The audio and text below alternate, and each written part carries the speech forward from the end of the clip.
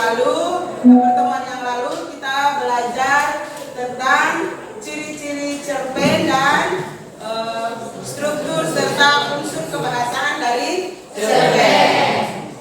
Ada yang masih ingat tentang ciri-ciri dari cerpen? Masih. Oke. Kalau masih, apa saja ciri-ciri dari cerpen itu?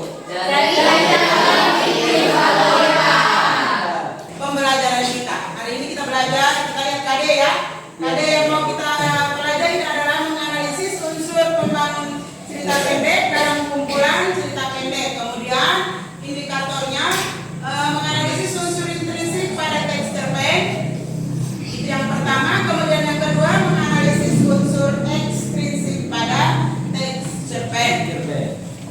Tujuan pembelajaran kita lihat di layar. Setelah mengikuti proses pembelajaran melalui model pembelajaran PBL berbantuan media video dari YouTube dan proses diskusi, peserta didik dapat menganalisis unsur intrinsik cerpen dengan tepat. Kemudian manfaat. Apa manfaat yang dapat kita petik saat kita belajar cerpen? Ini Ibu mengambil manfaat membaca cerpen. Yang pertama, dengan membaca cerpen akan menyenangkan dan menghilangkan rasa jenuh. Membaca cerita pendek ternyata bisa dibaca bila mempunyai waktu yang longgar. Misalnya pada hari libur dengan aktivitas membaca cerita pendek itu membuat suasana tidak membosankan. Itu adalah manfaat apabila kita membaca cerpen. Masih banyak lagi manfaat yang kita dapat dari membaca cerpen. Itu Ibu hanya sediakan 5 manfaat. Itu adalah tujuan pembelajaran kita. Jadi sekarang kita masuk ke inti pembelajaran. Ibu akan menayangkan video materi tentang unsur-unsur pembangun dari cerpen. Kemudian Ibu akan membagikan LKPD. Kamu menyelesaikan apa yang ada di dalam LKPD. Bisa ya? Setiap kelompok dapat 1. Sekarang kita kembali ke kelompok kita masing-masing dulu. Lalu kelompokmu masing-masing. Sebelum kamu membuka link yang berbagi tentang cerpen masing-masing, setiap kelompok punya cerpen masing-masing ya. Bagikan Ibu melalui WA. Nanti silakan setiap kelompok membuka linknya dan mendengarkan cerpen yang Ibu bagikan. Ibu bagikan. Sebelumnya kita lihat di materi di teks yang Ibu bagikan. Semua sudah ada ya? Ada teks cerpen dari pengertian sampai pada unsur ekstrinsik pada teks cerpen. Kemudian lihat di bagian depan ada LKPD. Ibu akan membaca urutan dari kegiatan pembelajaran dalam diskusimu. Pada kegiatan yang pertama, pada bagian ini telah disediakan lembar kerja peserta didik yang harus kalian isi untuk mencapai kompetensi yang diharapkan, yaitu kalian dapat menentukan unsur-unsur pembangun teks cerpen. Kemudian yang kedua, simaklah cerpen yang dibagikan melalui link. Kemudian kerjakanlah latihan soal yang disiapkan dengan teliti. Yang ketiga, latihan soal yang disediakan dikerjakan secara berkelompok dan silakan diskusikan lalu tuangkan di dalam buku tulis dengan teliti dan penuh tanggung jawab. Kemudian yang keempat, sebelum mulai mengerjakan latihan soal, isilah terlebih dahulu identitas sesuai dengan anggota kelompokmu. Kemudian sebagai materi pendukung, kalian dapat membuka buku di kelas 11 di halaman 103. Di situ ada pertanyaan. Cermatilah teks cerpen yang ada di video YouTube. Kemudian pertanyaan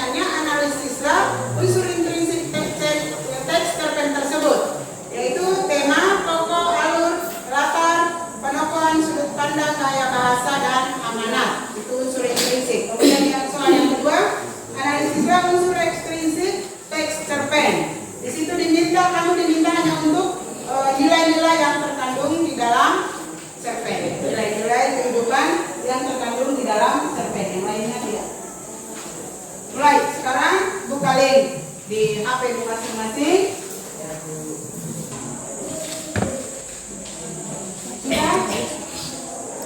Sudah bisa buka apa belum? Sudah buka di grup. Ya, kelas yang itu sudah kirim. Dengarkan cerita itu baik-baik. Kemudian kerjakan soal seperti yang diperintahkan.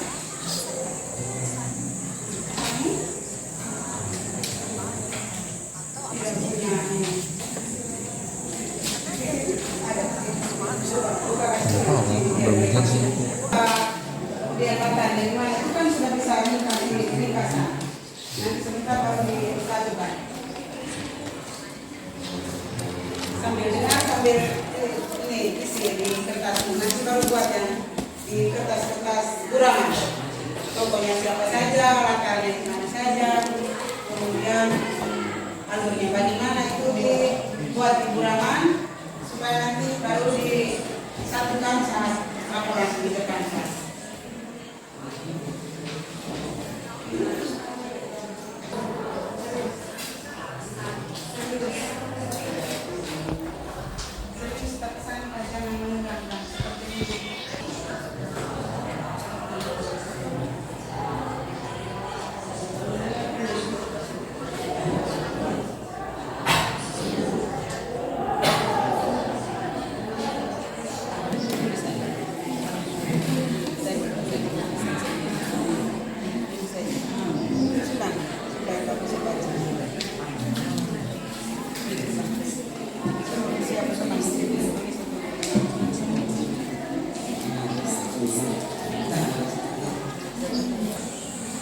Ya, terima kasih atas kesempatan yang diberikan. Di sini kami akan mempresentasikan hasil kerja kelompok kami. Sebelum saya memberikan kesempatan kepada teman saya membawakan materinya, di sini saya akan memperkenalkan nama saya dan teman-teman saya lainnya. Ya, nama saya sendiri Desian Pinowo sebagai moderator di sini. Saya Maria Utepian sebagai pembawa materi. Saya Nicholas Sapito sebagai kelompok. Saya Febri Pisano sebagai anggota kelompok. Saya Sebastian Bukaran sebagai anggota. Ya, sekian perkenalan diri kami. Saya memberikan kesempatan kepada teman saya untuk membaca. Baik, di sini kami menganalisis cerpen yang berjudul Perjuangan Seorang Ibu. Di dalam cerpen terdapat dua unsur pembangunan yang besar, yaitu yang pertama unsur intrinsik dan yang kedua unsur ekstrinsik. Yang pertama unsur intrinsik adalah unsur pembangun cerita yang berasal dari dalam cerita sendiri. Unsur intrinsik terdiri dari tema, tokoh, penokohan, alur, latar atau setting, gaya bahasa, sudut pandang, dan amanat. Yang pertama tema. Tema adalah isi pokok dari keseluruhan isi cerita. Tema dari cerpen di atas adalah perjuangan seorang ibu. Yang kedua tokoh. Tokoh adalah pelaku yang berperan dalam cerita. Tokoh atau pelaku dalam cerpen di atas adalah ibu, ayah, dan anak perempuan. Yang ketiga penokohan. Penokohan adalah karakter tokoh dari setiap tokoh dalam cerita. Tokoh ibu adalah seorang ibu yang sangat penyayang dan sangat mencintai keluarga. Orang yang rela berkorban, mencintai dengan tulus. Tokoh ayah pandai menyimpan rahasia, sangat mencintai anak dan istri, membelai rambut istri yang terbujur kaku. Tokoh anak perempuan, orangnya penasaran. Ayah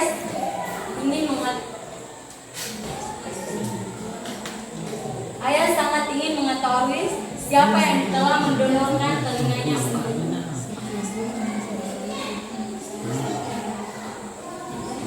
Selalu ceria dalam memiliki kekurangan. Sabar walau sering diejek. Yang berikut alur. Alur adalah rangkaian peristiwa dalam cerita. Ada 3 macam alur dalam cerita, yaitu alur maju, alur mundur, dan alur campuran. Alur pada cerpen di atas adalah alur maju. Untuk urutan peristiwa dalam cerpen di atas adalah bagian awal atau orientasi. Adalah bagian awal cerita. Pada bagian ini, pengarang mulai memperkenalkan tokoh dalam cerita. Bukti kutipan, di sebuah desa ada seorang ibu baru saja melahirkan.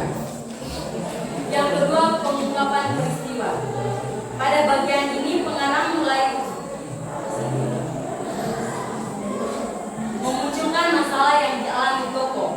Bukti kutipan, membuka selimut bayi itu dan si ibu terlihat menahan napasnya karena anak perempuannya tidak memiliki daun telinga.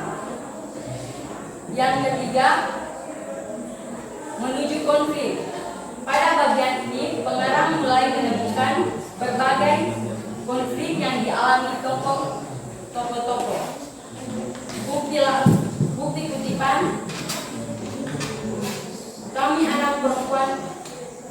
ini anak perempuan itu selalu diejek karena tidak memiliki daun telinga. Yang berikut, puncak konflik. Pada bagian ini merupakan bagian yang sangat menegangkan. Pada bagian ini merupakan penentuan nasib tokoh utama, apakah berhasil atau gagal. Bukti kutipan, ayah bertemu dengan seorang dokter dan bersedia mencantumkan daun telinga anaknya asalkan ada yang mendonorkan telinganya. Dan akhirnya menemukan pendonor dan telinga anaknya berhasil dioperasi. Namun ayah tetap merahasiakan siapa pendonor telinganya pada anaknya. Yang berikut, resolusi atau penyelesaian adalah bagian akhir cerita di mana bagian ini pengarang menjelaskan nasib tokoh utama, apakah bernasib baik atau tidak setelah mengalami berbagai peristiwa. Bukti kutipannya ialah ini tiba saatnya yang paling menyedihkan bagi keluarga tersebut. Pada hari itu, ayah dan anak berdiri di samping peti jenazah ibunya yang baru saja meninggal. Dengan perlahan dan lembut, si ayah membelai rambut jenazah ibunya yang terbujur kaku. Sang ayah lantas menyibakkannya sehingga sesuatu mengejutkan si anak perempuan itu. Ternyata ibunya tidak memiliki kedua daun telinga. Masa tidak jelas itu. Kamu tulis terus lanjut. Melihat kenyataan itu, meledaklah tangisannya. Ia merasa bahwa cinta dan pengorbanan ibunya yang bisa membuat dia seperti ini. Yang berikut koda. Koda adalah pesan pengarang terhadap isi cerita. Bukti kutipannya ialah cinta dan pengorbanan seorang ibu adalah wujud dari sebuah cinta sejati yang tidak bisa dinilai dan tergantikan. Karena itu, sebagai seorang anak, janganlah pernah merupakan kasih perjuangan seorang ibu, sebab apa yang telah kita lakukan pastilah tidak sebanding dengan cinta dan ketulusannya. Membesarkan dan mendidik dan merawat kita hingga menjadi seperti sekarang. Jadikan ibu kita sebagai suri, jadikan beliau sebagai panutan yang harus selalu diberikan penghormatan, sebab dengan perhatian dan pemberian kasih sayang kembali kepada ibu kita akan menemukan cinta penuh ketulusan dan keikhlasan yang akan membimbing kita menemukan kebahagiaan yang sejati dalam hidup.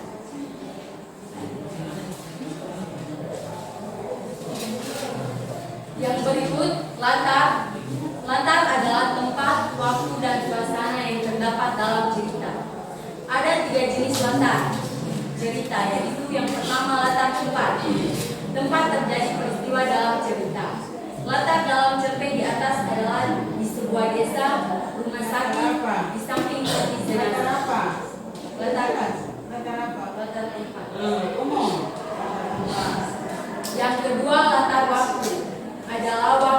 terjadinya peristiwa dalam cerpen. Latar waktu dalam cerpen di atas adalah sering berjalannya waktu.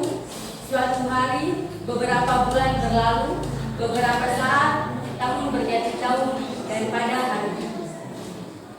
Yang berikut latar suasana adalah suasana saat terjadinya peristiwa dalam cerita. Suasana dalam cerita di atas adalah sedih dan terharu. Yang berikut gaya bahasa. Gaya bahasa adalah bahasa yang digunakan dalam cerita.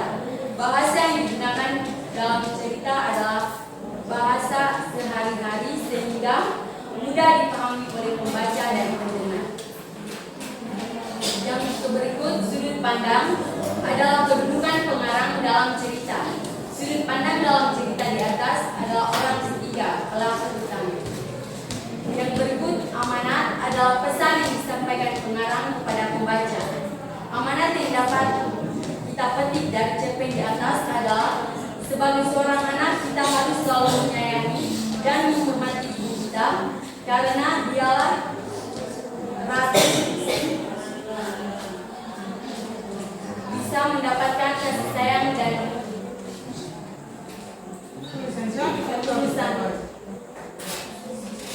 yang sejati.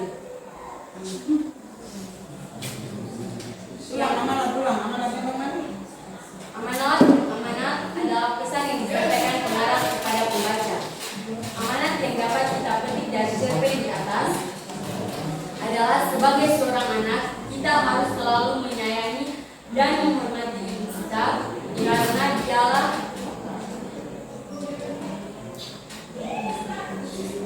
yang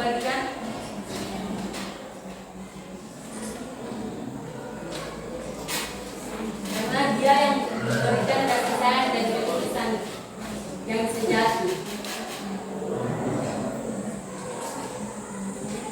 Yang berikut unsur intrinsik.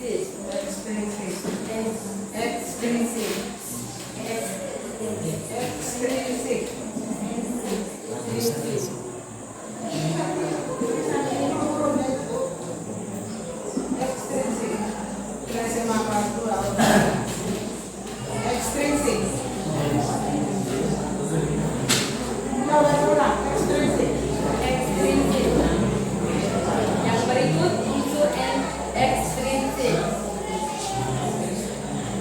Di dalam unsur ekstrinsik terdapat nilai-nilai kehidupan yang terkandung dalam cerpen. Yang pertama, nilai moral. Anak perempuan itu selalu diejek karena tidak memiliki daun telinga. Yang kedua, nilai sosial. Seorang tidak ingin dikenal telah mendolorkan telinganya. Yang ketiga, nilai estetika. Ia seperti terlahir kembali, wajahnya yang cantik dan memiliki daun telinga dan menikahi lelaki yang tampan dan terkenal. Sekian hasil presentasi dari kelompok kami. Jika ada pertanyaan atau tanggapan dari kelompok lainnya,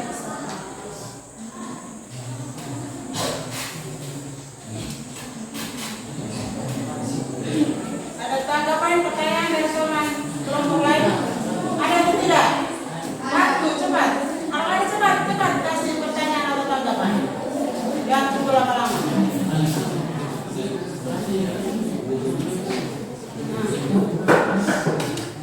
baik, kami akan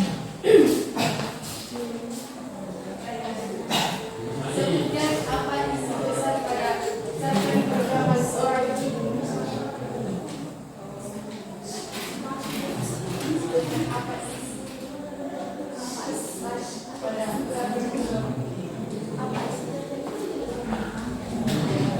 Apa pesan? baik, kami akan menjawab pertanyaan dari kelompok tiga. pesan atau amanat yang ada di dalam cerpen Perjuangan Seorang Ibu adalah sebagai seorang anak kita harus selalu menyayangi dan menghormati ibu kita karena dialah yang memberikan kasih sayang dan ketulusan yang sejati. Apakah jawaban dan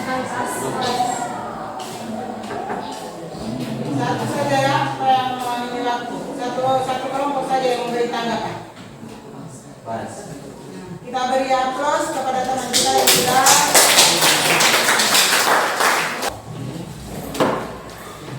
Oke, baik. Kita punya waktu hanya tinggal 5 menit ya.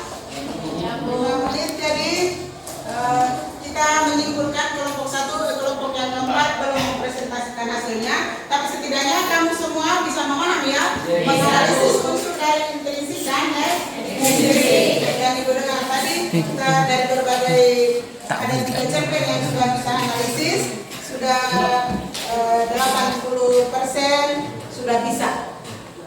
Nah, kita menyimpulkan hasil pembelajaran kita yaitu menganalisis unsur pembangun cerpen. Jadi unsur pembangun cerpen itu ada 2, unsur intrinsik dan unsur ekstrinsik.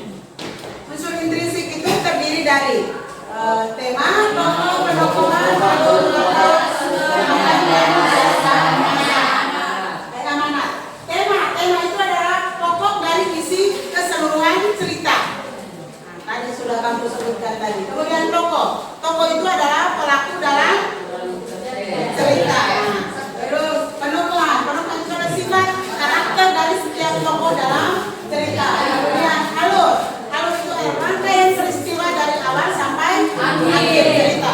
Mulai dari pengenalan para tokoh, kemudian timbul masalah, munculnya konflik memuncak, kemudian penyelesaian sampai pada koda. Koda itu adalah pesan pengarang yang disampaikan atas kesimpulan dari isi cerita yang dia sampaikan. Itu koda. Kemudian di latar ada 3, yaitu latar tempat, latar waktu, dan latar suasana. Latar tempat itu berhubungan dengan tempat, seperti di sekolah, di rumah, di kantin, yang berhubungan dengan tempat atau lokasi terjadinya peristiwa. Kemudian latar waktu berarti berhubungan dengan waktu, kapan terjadinya peristiwa itu, bisa malam, sore, tahun yang lalu, semester yang lalu, seperti bulan lalu, saat sekarang. Itu bisa masuk dalam latar waktu. Kemudian latar suasana itu dalam suasana itu suasana senang, sedih, gembira, haru, dan sebagainya. Kemudian sudut pandang adalah kedudukan pengarang di dalam cerita. Ada sudut pandang orang pertama dan ada sudut pandang orang ketiga. Jadi sudah menyebutkan tadi. Kemudian gaya bahasa. Gaya bahasa itu adalah bahasa yang digunakan pengarang di dalam cerita. Apakah dia menggunakan majas, apakah dia menggunakan bahasa sehari-hari, itu kita bisa tahu dari isi cerita. Pada umumnya kita punya cerita tadi, dia menggunakan gaya bahasa yang digunakan adalah bahasa sehari-hari yang mudah kita pahami. Kemudian amanat adalah pesan yang dapat kita ambil dari isi cerpen. Itu kita bisa pakai dalam kehidupan sehari-hari. Kemudian ke unsur ekstrinsik. Unsur ekstrinsik itu unsurnya apa saja? Ada bisa ada latar belakang pengarang, mungkin kehidupan pengarang di pendidikannya seperti apa, kemudian dia berasal dari mana, dia lahirnya kapan, nanti meninggalnya kapan. Kalau seandainya sudah meninggal, itu masuk dalam latar belakang pengarang. Kemudian ada latar belakang masyarakat. Mungkin dia cerita itu dia ceritakan saat dia berada di kota Minangkabau. Berarti dia menceritakan mungkin budaya-budaya Minangkabau. Atau dia cerita itu dia cerita saat dia berada di mana. Itu masuk dalam latar belakang masyarakat. Kemudian ada nilai-nilai yang terkandung di dalam cerpen. Nilai-nilai kehidupan yang terkandung di dalam cerpen yang kita analisis tadi. Ada nilai moral, ada nilai budaya, sosial, pendidikan, kemudian ekonomi, hukum, dan sebagainya. Kalau moral berarti berhubungan dengan tingkah laku. Ya, tingkah laku. Kalau sosial berarti berhubungan dengan kehidupan bermasyarakat. Kalau nilai budaya berarti ada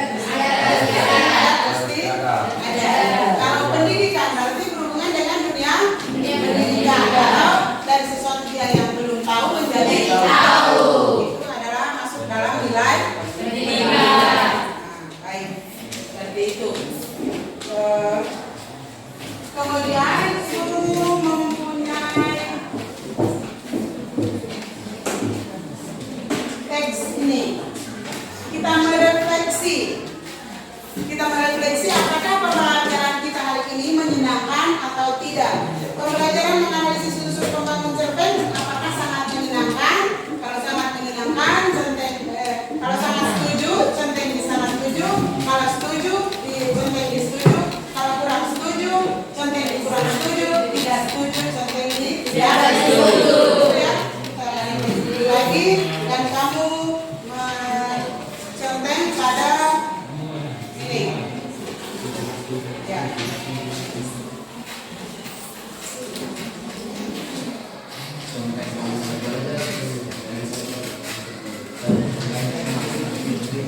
Kita merefleksi hasil pembelajaran kita hari ini. Semua masing-masing.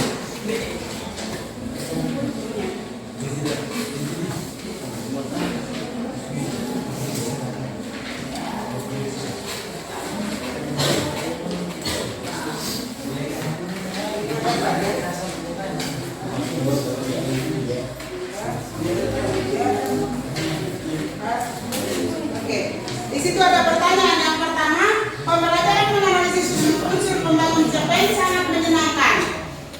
Kemudian yang kedua, pembelajaran yang menggunakan pendekatan saintifik dan model pembelajaran PBR sangat menyenangkan. Kemudian yang ketiga, pada pembelajaran ini guru menayangkan video pembelajaran yang sangat bermanfaat, inovatif dan sesuai materi pembelajaran. Kemudian yang ketiga, guru menyampaikan materi dengan baik dan dapat dipahami oleh seluruh peserta. Jadi contoh di situ ya, sangat setuju, setuju, kurang setuju dan tidak setuju. Kumpulkan hasil tugas dulu. Jadi dikasih video aja. Hasil tugas tadi. Oh ya sudah. Yang hasil presentasimu itu tadi nih. Minggu depan kita akan belajar tentang menulis kembali isi cerpen. Menulis kembali isi cerpen yang kamu dengar tadi, kita tulis kembali dengan bahasa kita sendiri. Kemudian itu masing-masing peserta ya, tidak per kelompok. Jadi masing-masing siswa kerjanya secara mandiri.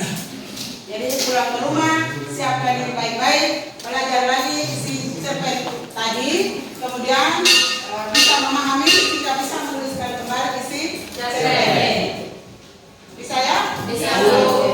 Terima kasih atas segala perhatianmu selama pembelajaran kita. Mari kita bangun, berdoa dan kita istighfar. Marilah kita berdoa. Izinkanlah saya berdoa menurut ajaran dan keyakinan saya agama Katolik. Dalam nama Bapa dan Putra dan Roh Kudus. Amin. Ya Tuhan, kami berterima kasih kepada Putra dan Roh Kudus. Amin. Selamat siang, terima kasih.